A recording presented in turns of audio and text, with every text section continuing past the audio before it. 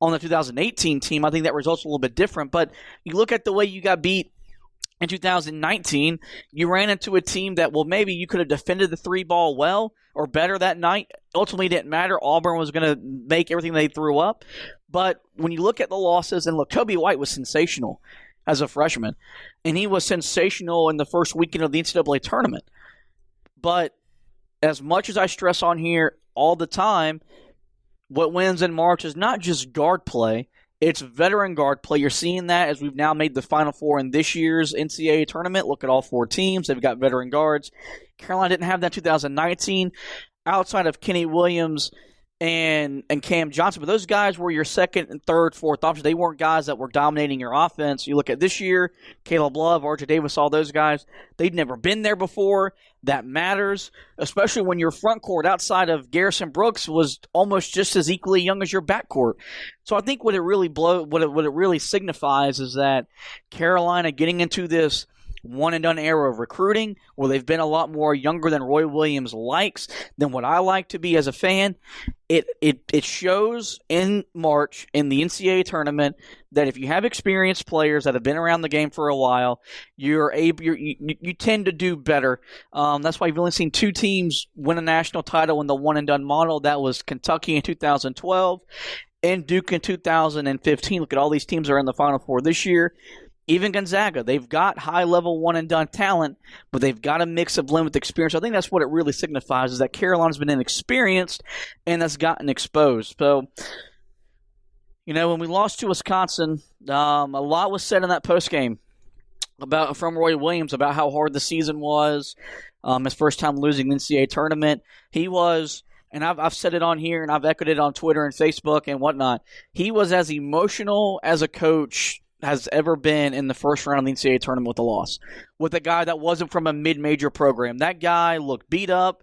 He looked really, really sad, was really upset that his team was done playing. And even I as a fan, as frustrating as this team was, and I mentioned this to you as we were sitting there watching them get beat, I wasn't ready to be done watching them play. But he made a comment in the post-game loss saying that we have the foundation to do something special. Well, since then, you've lost 4 guys either to the transfer portal or to the NBA draft, 3 to the transfer, and Day'Ron Sharpe off to the NBA. And there's still a lot of unknown around the program, but you brought back Caleb Love, which we believe, as of this moment, as we're recording, that means you're going to have RJ Davis and Leaky Black and all those guys back for next season. Is the foundation still here to do some special things? And special things mean win an ACC regular season title, win an ACC tournament, make the Final Four. As long as Armando Bacot returns, I think you can still make that case. Garrison Brooks returns, it strengthens that case a little bit more. But yeah, I would say yes, because again, you lost 4 players to the transfer portal. Now, it doesn't help that they're all in the front court. That's definitely, losing that front court depth isn't the greatest thing. But Day'Ron Sharpe really didn't catch it completely off guard. To be real honest with you, I don't know how much Walker Kessler's caught him off guard, because we had been hearing rumors that he was potentially looking elsewhere during the season. So I don't know if that one caught him completely off guard. Then you got Sterling Manley and Walker Kessler, Walker Miller. No disrespect to Walker Miller. Really hoping, by the way, I didn't get to say that. I am hoping he goes to UNCG and has some success there. That would be really cool to see him play under West. But yeah, I just you're only losing 2 guys from your rotation. It seems like now. If you lose Garrison Brooks, that's going to make it a little bit tougher. I still think there is a foundation there to have success, but I don't know if there is the foundation for you to be one of the best teams in college basketball next year. The biggest thing when it comes to if you get Garrison Brooks back, and this is one of those things where I could do a whole episode on this, just on the soapbox of, the fact that pretty much everybody just poo-poos on Garrison Brooks. I didn't want to say anything else because I was going to go with a different word that we're not going to use on this podcast. I just don't understand how you can that easily forget how special this guy was in his junior season. The fact that he came into his senior season as a first-team preseason All-American, the first team or an ACC Player of the Year favorite heading into the season. People have just seemed to conveniently forget that and act like, well, this guy's been a bench warmer his entire career. Not quite. No, there's something there for Garrison Brooks. Like I said this to you early in the year with Garrison. I don't really know if he was in the greatest mindset. I really think that Garrison is a guy that likes to be around his teammates, likes the team camaraderie. And you got to remember, for him, he has been in this program. This was his 4th season. So the first 3 years were a certain way, hanging out with your guys, everybody was close, stuff like that. Then this year, you go into a completely isolated environment, and I think, to me, and again, I don't know this, I don't talk to Garrison. Again, we say this multiple times. We do this podcast from 2.5 hours away from Chapel Hill, so we don't have the inside information. But just from judging him on the surface, I wonder if he was one of the ones that was kind of heavily affected by this because he was so used to the way things were. And this was just, it was completely different. And it affects everybody in different ways. There are some people that, look, they go out, they're social, everything like that. When COVID-19 hit, it really rocked their world. For other people, there's people that have always been working from home. There's people that don't really go out all that much. So it was different for them. It's the same thing with these college athletes. There are guys on the team that are much more talkative, that like to hang out with teammates, that are used to being around guys, get set in their ways and doing things. And there's other guys that, hey, they can go with the flow. I think Garrison may have been one of those guys that was set in his ways, which is fine. There's people that are routine-based. That's fine. You're one way or another. It doesn't really matter. Whatever allows you to have success. And I think this really threw him off. So I really, if he comes back this year, but the main thing is just give this guy a chance to come back and potentially be the guy that he was. But if you got some other transfers that come in, it's understandable that he could be battling for minutes. But if he comes back, I really feel like right now, honestly, there are going to be a lot of fans that are going to be like, why the hell do we want this guy back? Well, the thing and it's with like, Garrison come on, dude. We don't take that mindset. He will help this team. He has a role. And I think what he did is his junior season, he did that because, frankly, we didn't have a choice. They had to play through him because your whole entire backcourt at one point was decimated by injuries. But that's not who Garrison Brooks is as a player.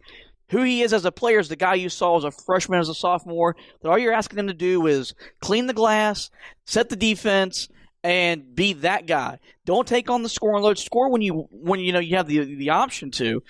And I think that role suits him best this year. Everyone was gaming on him to be a big-time player. That's not Garrison Brooks. And Garrison Brooks will tell you that. He understands his role. His role had to expand last year, but in an ideal world, his role is supposed to regress this year, and it regressed maybe too much to the means. I think he's a guy that, and you can tell this the way he left the game against Duke.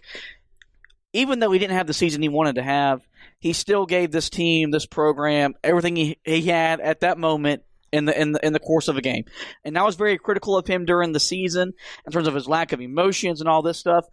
There hasn't, I went on a rant about Walker Kessler leaving because he didn't love Carolina.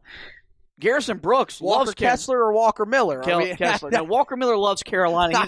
He's betting himself. I know. Garrison Brooks loves Carolina. He embodies the Franklin streets, the going to the well, being a college athlete at that university. So maybe taking that away this year, maybe it did affect him because he is a social butterfly. He fits in with everybody and everything like that. So, at this point, I think Carolina needs to pretty much beg him to come back because if not, it's going to be really hard to restock that amount of talent and experience in your front court. Well, the other thing about that is also there are names that are in the transfer portal that people are really just honing in on as guys that they really want over, basically saying, oh, huge upgrade over Garrison Brooks. You realize that Garrison Brooks has been in the Roy Williams system now for 4 years, would be coming back for a fifth. Whoever's coming in the transfer portal, they got experience. That's great.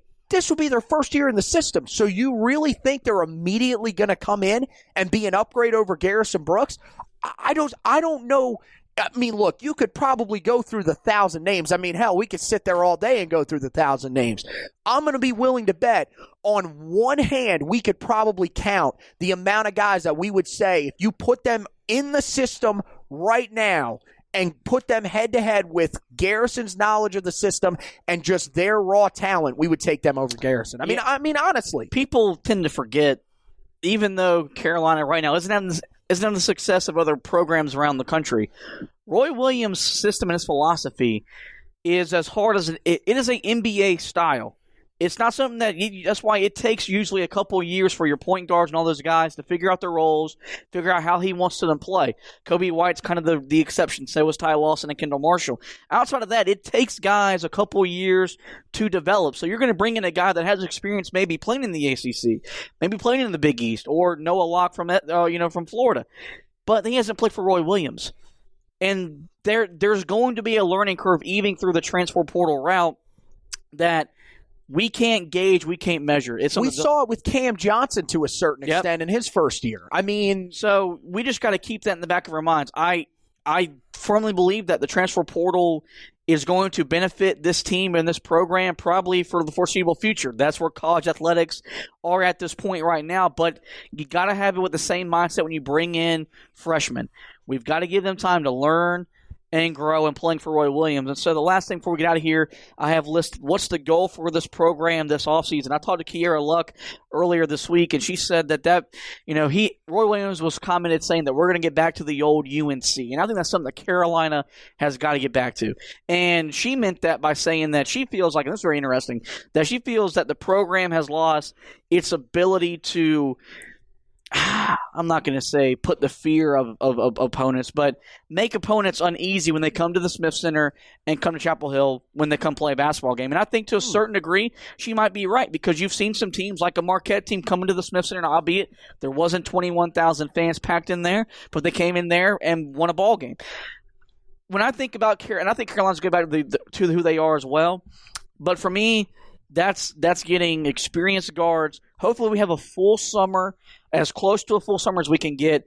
Get these guys in the gym. Let them learn, not just from the coaches. Get the former players back in here. Let's get back to Carolina. And last year we didn't have Carolina because of COVID, and that was rightfully so. But I'm not at this point yet to think this program's fallen off a cliff. We're not Indiana. Okay, we're not at that point yet. We're not going out and hiring some 63 coaches never recruited in college basketball. We're not there yet. You know what's shocking, though, about that? You're like the only person that does not like that hire. I have seen so many people that love that hire. But then again, he could be great because you didn't like Mick Cronin, and I'm going to throw that out there because they're in the Final Four. So I think Carolina has got to get back to being Carolina, running the floor better. And I think we're going to see just how important an off-season pays dividends, not just for our program, but for every program around the country.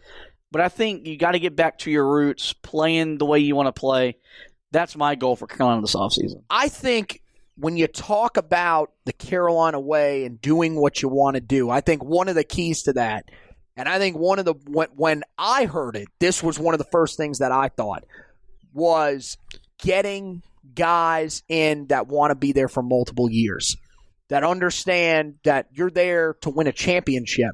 That should be your goal when you come to campus, not come in, help your draft stock, and roll. Now, look, I'm not butchering anybody for doing that.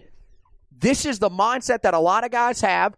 To be honest with you, it's on the NBA and NCAA working together to have the rules in place where you can't go straight out of high school. Need to bring it back. These guys want to go straight out of high school, do it. Yep. Just let them go. It's not Roy Williams' job to better your NBA career. Yeah, that's not what he gets paid to do. I mean, look, and Carolina doesn't have the worst examples of this. You want to see the worst example? Go look at Ben Simmons when he was at LSU. The kid literally stopped going to class midway through his semester once he knew he didn't have to, so that he could go to the NBA.